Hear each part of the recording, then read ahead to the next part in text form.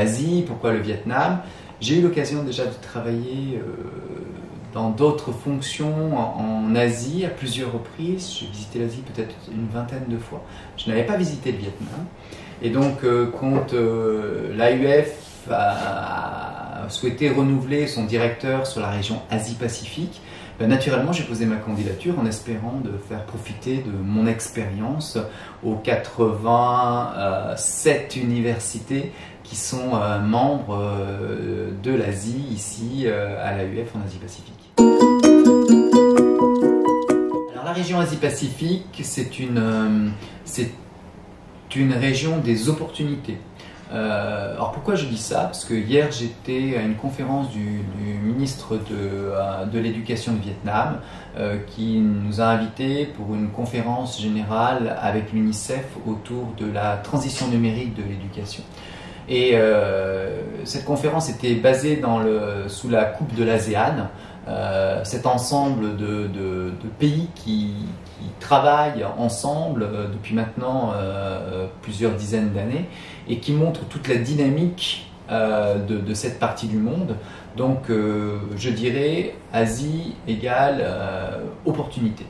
Des opportunités d'apporter nos compétences, des opportunités de faire partager la langue, des opportunités de développer ou de co-développer. Et c'est vraiment, on le vit et je le vis comme ça. Il y a beaucoup de choses à faire, les gens vont très vite et si on apporte des solutions qui sont des solutions intéressantes, innovantes pour nos universités qui sont membres de l'AUF, eh bien il y a beaucoup d'opportunités à saisir. La francophonie, c'est forcément un défi en Asie-Pacifique. Mais vous savez, j'étais dans une région avant qui était dans le Caucase. Le Caucase n'est pas francophone. Et pourtant, l'université française en Arménie, dans le Caucase, était très certainement l'une des toutes meilleures universités de la région. Donc ça veut dire que la francophonie, elle a des défis, mais elle a aussi beaucoup d'opportunités. Je dis souvent qu'on est riche de toutes les langues qu'on parle. Aujourd'hui, on ne vous demande pas de parler une langue, on ne vous demande pas de parler deux langues, on vous demande souvent de parler 3 ou 4 langues parce que vous devez réfléchir à une échelle beaucoup plus grande. Quand vous regardez l'ASEAN Market, beaucoup de pays font l'effort d'aller apprendre la langue de l'autre.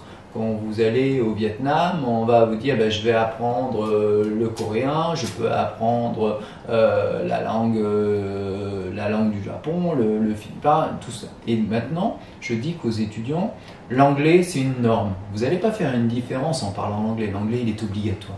Okay? Par contre, vous allez faire la différence en maîtrisant des choses encore plus. Et toutes les langues que vous maîtrisez, c'est quelque chose qui vous ouvre vers des cultures différentes. Demain, on devra réfléchir au-delà de l'ASEAN. Réfléchir au-delà de l'ASEAN en Asie, c'est typiquement peut-être, allez, je vais regarder quelles sont mes opportunités en Afrique. Okay? Qui aura appris le français, la francophonie, qui connaîtra cette philosophie un peu plus particulière, sera forcément plus fort pour aller là. Et le français, c'est pas la francophonie, c'est pas que la langue, c'est la philosophie, c'est une façon de penser, c'est une façon d'apporter une critique positive, c'est une façon de regarder les choses avec un angle différent. Et plus on a de regards, d'observations différents, et plus on est fort et plus on est productif. Et donc moi je dis on est riche de ces différences. Et je veux pousser les jeunes demain à se dire que c'est un véritable challenge, mais que je serai plus fort et je serai plus en capacité de saisir des opportunités encore plus grandes. Donc il y a beaucoup de choses à faire et on est là pour essayer d'aider nos universités à relever tous ces challenges.